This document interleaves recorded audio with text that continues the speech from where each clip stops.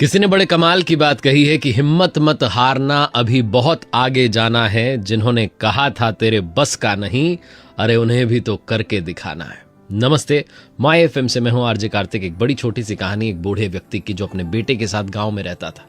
हर साल वो आलू की खेती करता था और उससे जो पैसा आता था उससे ही उसका घर चलता था। लेकिन एक दिन उस पर विपदा का, दुख का पहाड़ टूट पड़ा जब पुलिस उसके घर पर पहुंची और उसके बेटे को गिरफ्तार करके ले गई।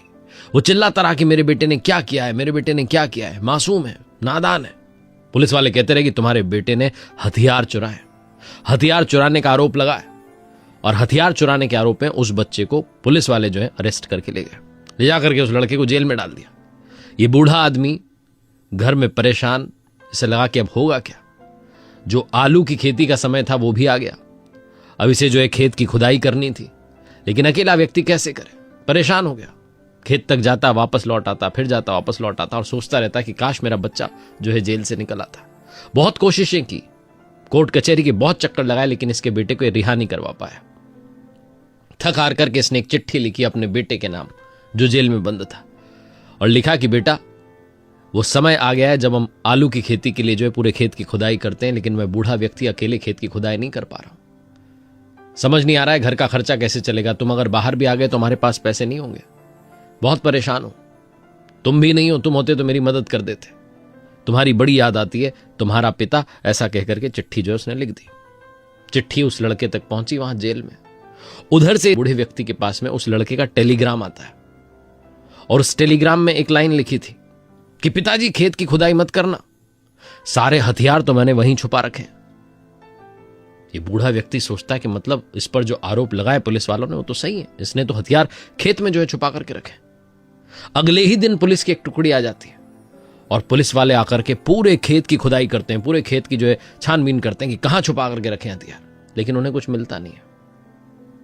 चले जाते हैं पुलिस वाले। ये जो बूढ़ा व्यक्ति था ये फिर से एक चिट्ठी लिखता है अपने बेटे के नाम कि बेटा, पुलिस वाले आए थे, लेकिन मुझे पता था तुम पर जो आरोप लगाए वो झूठा है। कुछ नहीं मिला खेत में, पूरे खेत की खुदाई हो गई लेकिन कुछ नहीं मिला, नहीं मिले हथियार। मैं ही जो है तुम पर शक कर बैठा था, मुझे लगा क्या पता तुमने चोरी की हो हथियारों की। अगले ही दिन इस बूढ़े व्यक्ति के पास में फिर से टेलीग्राम आता है उस लड़के का, और अब की बार उसमें लाइन लिखी थी कि पिताजी, पूरे खेत की खुदाई हो गई, आप तो निश्चिंत रहिए, आलू की जो है खेती शुरू कीजिए, जल्द मिलते हैं, आपका बेटा। बहुत छोटी सी कहानी है जो ये बताती है कि अगर आप विपदाओं से घिर जाएं, अगर आप संकट से घिर जाएं, समस्याओं से घिर जाएं, तब भी अपने दिमाग का प्रयोग करके, अपने ऊपर विश्वास रख करके आप उस संकट के दरिया को पार कर सकते हैं। इस जीवन में हर समस्या का हल होता है, आज नहीं तो कल होता है। भरोसा बनाए रखिए, विश्वास बनाए रखिए, कृपा अवश्य बरसेगी। एक बार फिर से वही बात जो अक्सर आपसे कहता हूं, कर दिखाओ कुछ ऐसा कि दुनिया करना चाहे आपके जैसा। याद रखिए, मेरी नई किताब को बहुत सारा प्यार ऑलरेडी आपने दिया। अगर आपने नहीं पढ़ी तो अमेजॉन पर, फ्लिपकार्ट पर अवेलेबल है, आपके पास वाले बुक स्टोर में अवेलेबल है, और मेरी वेबसाइट rjkartik.in, जहां एक नया कोर्स हमने लॉन्च किया है। अगर आप स्पीकिंग को लेकर के जो है अपना करियर बनाना चाहते हैं, बोलना सीखना चाहते हैं, पब्लिक स्पीकिंग सीखना चाहते हैं, स्पीकर बनना चाहते हैं, द आर्ट ऑफ स्पीकिंग नाम से आपको कोर्स वहां मिलने वाला है।